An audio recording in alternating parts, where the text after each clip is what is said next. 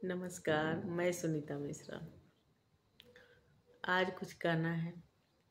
कहना ये है कि ये तो कलयुग है, धार्मिक और नास्तिक दोनों है कलयुग में। लेकिन ये धार्मिक और नास्तिक हर युग में हुए हैं। त्रेता युग में भी थे जब राम हुए थे, और राम का जन्म लेने का उद्देश्य यही था कि रावण का वध करना, और जो ऋषि लोग को राक्षसों ने राक्षस सब खा गए थे तपस्या करते हुए, क्योंकि उनको डर था कि ये लोग तपस्या करके पावरफुल हो जाएंगे। उस समय भी ब्राह्मणों का विरोध था, लेकिन वो लोग अपने जान की आहुति देते रहे धर्म को बचाने के लिए। आज फिर वही वक्त है। तो ये हर युग में हुआ है।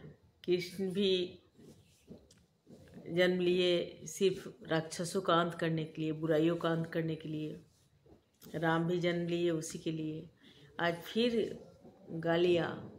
चलो, ब्राह्मण को तो आप गाली देते हो, दो, कोई बात नहीं, लेकिन अब राम को भी, माँ देवी दुर्गा माता को भी, मतलब कहाँ जाओगे आप?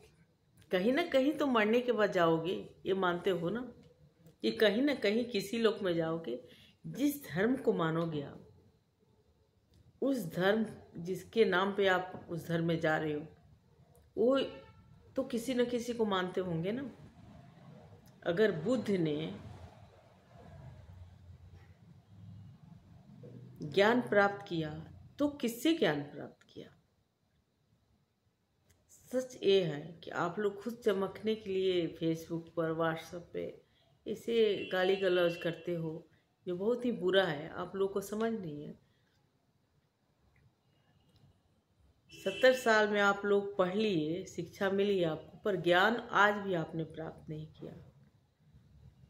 मैं सिर्फ उनके लिए बात बोल रही हूँ जो गालियाँ देते फिर रहे हैं, और इसमें पढ़े लिखे भी शामिल हैं। नहीं, कम पढ़े लिखे लोग नहीं हैं, वो तो भोले भाई होते हैं। वास्तव में उनको बहकाया जाता है। वो तो सिर्फ अपने काम से मतलब रखते हैं। पर जो तथाकथित थोड़े पढ़े लिखे लोग हैं, वो अब गालियाँ देते देते अब ईश्वर को भी गालियाँ देने लगे। कहीं तो डरना पड़ेगा ना आपको। ईश्वर से भी नहीं डरोगे, कहाँ जाओगे? कभी आपके ऊपर कोई कष्ट आता है तो किसी के लिए तो हाथ हाथ किसी के सामने तो जोड़ोगे ना। वो ईश्वर हो, अल्लाह हो, बुद्ध हो, गॉड हो। आप लोग इसलिए गाली देते हो कि आपको लगता है कि अलग अलग है, और हम इसलिए चुप रहते हैं कि हमको पता है कि जिसको जो शब्द हो बोले, पर वो एक ही है, एक ही है ईश्वर। हम अपना कर्म अच्छा या बुरा करते हैं उनके बारे में गलत बोल के, हैं तो परमात्मा एक ही। जिसको जिस रूप में जपना है नाम जपे, या चिल्ला के, या सर पर पटक के, या मोमबत्ती दिखा के, या ध्यान में लग के, है वो एक ही ईश्वर है। बस इतना ही समझने की जरूरत है। ऐसे समाज में वोट के लिए, इलेक्शन के लिए, खुद चमकने के लिए जहर बोना, घृणा फैलाना, आपको लगता है सही है, पर आप अपने रास्ते में खुद कांटे बो रहे हो। जो घृणा फैला रहे हो ना, इससे दुनिया और बढ़ते जा रही है, दुनिया घट नहीं रही है। और आप लोग के जो ये वीडियो है, सिर्फ हम नहीं देखते, हमारे बच्चे भी देखते हैं, आपके भी बच्चे देखते हैं। सोचो आप कितना दूरी समाज को बांटने में, आप कितनी जहर बो रहे हो समाज को बांटने में, कितनी दूरियां आ रही है। आपको ये समझ में नहीं आता है, आएगा भी नहीं समझ में, क्योंकि आपको ये बोलने के लिए, गालियां देने के लिए, ईश्वर को गलत साबित करने के लिए आपका सिर्फ स्वार्थ है और कुछ नहीं। आप किसी अपने भाई के आप अपने सगे नहीं हो सकते। आप अपने पूर्वज के नहीं हुए।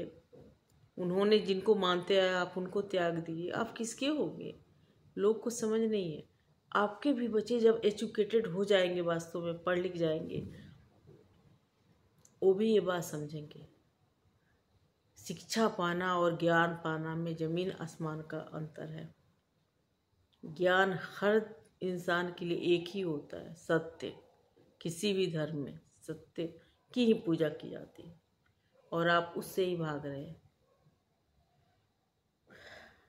ये सब मैं किसी एक जाति एक धर्म के लिए नहीं कर रही हूँ। हर जाति हर धर्म के बुरे लोगों के लिए मेरे मन में ये बात है, मैंने बोल दिया।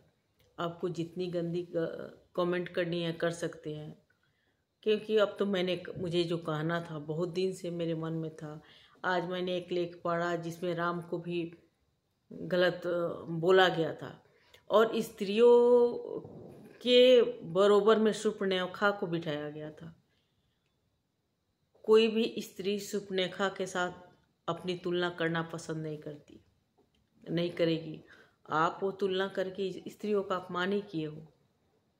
आपकी कविता सच में वास्तव में स्त्रियों को दर्द दे गई, जो नहीं आपको इस टाइप की कविता लिखनी चाहिए। ये सब सिर्फ और सिर्फ समाज में घृणा पैदा करने के लिए आप लोग कर रहे हैं। जब राम कृष्ण को आप नहीं छोड़ोगे तो आपके बच्चे आपको कैसे छोड़ेंगे? इसीलिए इतने वृद्धाश्रम खुल रहे हैं।